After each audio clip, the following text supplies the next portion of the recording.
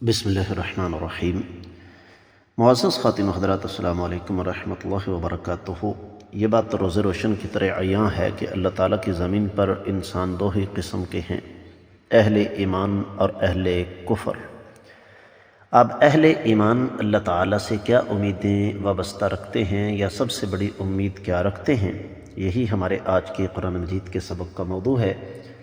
لیکن سب سے پہلے آیت مبارکہ کی تلاوت کریں گے۔ اعوذ باللہ السمیع العلیم من الشیطان الرجیم۔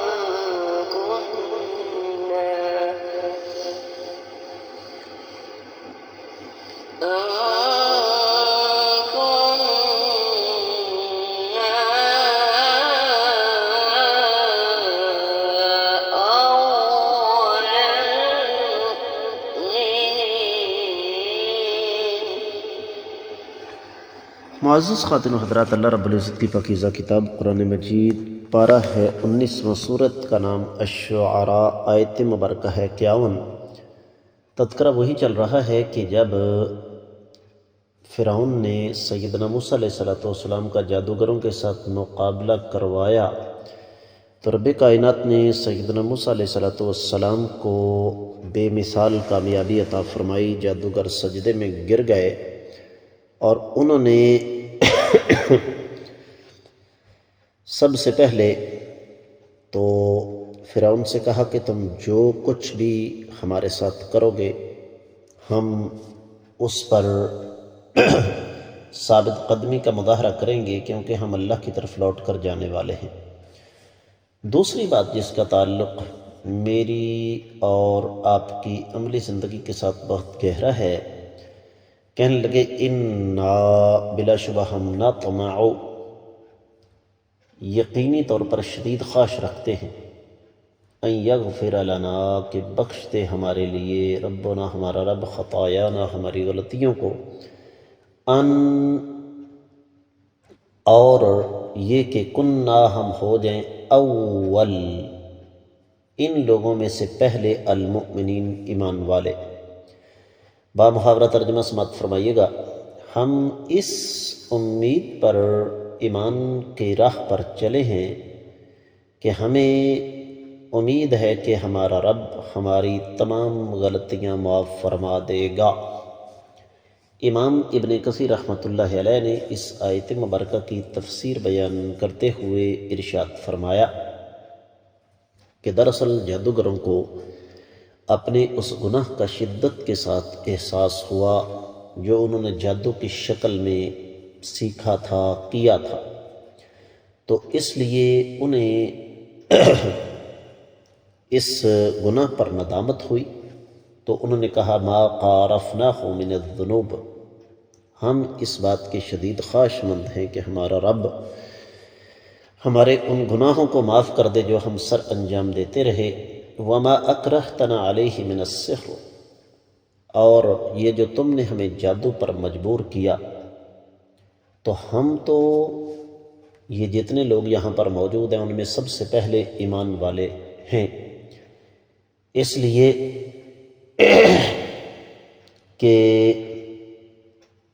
ہمیں اللہ تعالیٰ نے ہدایت کا راستہ عطا فرما دیا۔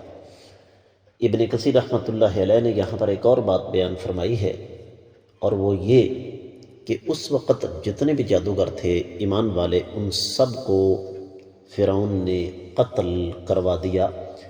اور یہ کوئی نیا سلسلہ نہیں ہے، ہر دور میں ایسا ہوتا رہا ہے کہ باطل جب دلال کے میدان میں تہی دامن ہو جاتا ہے تو پھر وہ تشدد کا راستہ ہی اختیار کرتا ہے۔ دیگر کتب تفسیر کا جائزہ لیا جائے تو اہل علم نے خاص طور پر امام ابن جریر، امام قرطبی، امام بقائی نظم الدرر میں، اور پھر اسی طریقے سے امام ابن عثیمین ماضی قریب میں، امام بیضاوی وغیرہ، انہوں نے اس پر اس بات کا جزم فرمایا ہے کہ دراصل ایمان کا تقاضا ہی یہی ہے کہ انسان اللہ تعالیٰ سے اس بات کی امید رکھے کہ اللہ تعالیٰ اس کے گناہوں کو معاف فرما دیں گے۔ یہاں پر رد ہو جاتا ہے ان ظالم صوفیوں کا جو من گڑت خود ساختہ داستانیں بیان کرتے ہیں۔ یہ قیامت کا دن ہوگا، فلاں صاحب کو اللہ کے سامنے پیش کیا جائے گا اور اللہ تعالیٰ فرمائیں گے کہ میرے اس بندے کو جنت میں لے جاؤ، اور وہ صاحب جنت میں جانے سے انکار کر دیں گے۔ اور انکار کیوں کریں گے جی؟ اس وجہ سے کہ وہ کہیں گے، وہ صاحب کہیں گے کہ الہ العالمین میں نے تیری جنت کے لالچ میں تو کبھی بھی نیک اعمال سر انجام نہیں دیے تھے۔ یہ بے بنیاد، بے اساس اور ہوائی بات ہے۔ اور یہاں ایک اور بات بھی اہل علم نے بیان فرمائی ہے، خاص طور پر فقیہ العصر شیخ ابن عثیمین رحمہ اللہ، انہوں نے اس بات کا جزم فرمایا ہے کہ جادوگروں کا یہ کہنا کہ ان کننا اول المؤمنین، یہ دراصل اللہ تعالیٰ کی نعمت کا اظہار تھا کہ اے رب کائنات، ہمیں اس بات کا پتہ چل گیا کہ حق کا راستہ کیا ہے، لہذا ہم بطور شکر کے ایمان کا راستہ اختیار کر رہے ہیں، اس امید پر کہ آپ ہمیں معاف فرما دیں گے۔ اور یہی ہر ایمان والے شخص کا مطمع نظر ہونا چاہیے، اس کی یہی سوچ اور یہی فکر ہونی چاہیے، اس لیے کہ جنت میں داخلہ بعد کی بات ہے، سب سے پہلا ہدف جہنم سے بچنا ہونا چاہیے۔ بات کو آگے بڑھاتے ہیں، اہل علم یہ فرماتے ہیں کہ یہاں پر لفظ خطایانا جمع کا صیغہ ہے، اور وہ غلطیاں بہت ساری تھیں، جس طرح کہ فرعون جیسے بدبخت اور بد نصیب انسان کی تعظیم کرنا، اللہ کے ساتھ شرک کرنا، اور پھر جادو سیکھنا۔ تو ان تمام گناہوں کو ذہن میں رکھتے ہوئے جادوگروں نے اللہ کے حضور اپنے گناہوں کی معافی مانگی۔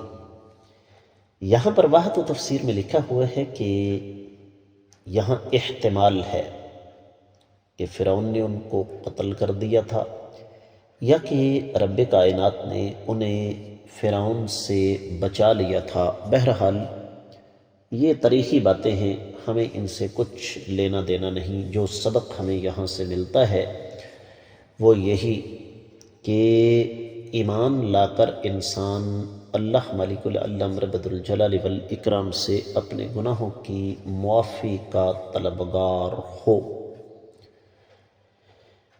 اور یقینی طور پر یہ سبق اور یہ درس بڑا اہم، بڑا اساسی اور بڑا بنیادی ہے۔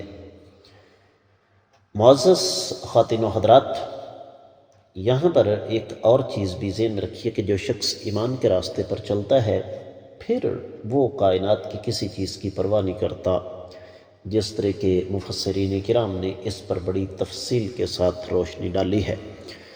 تو اس کے ساتھ ہی آج کا قرآن مجید کا سبق مکمل ہوتا ہے، اجازت چاہوں گا۔ السلام علیکم ورحمۃ اللہ وبرکاتہ۔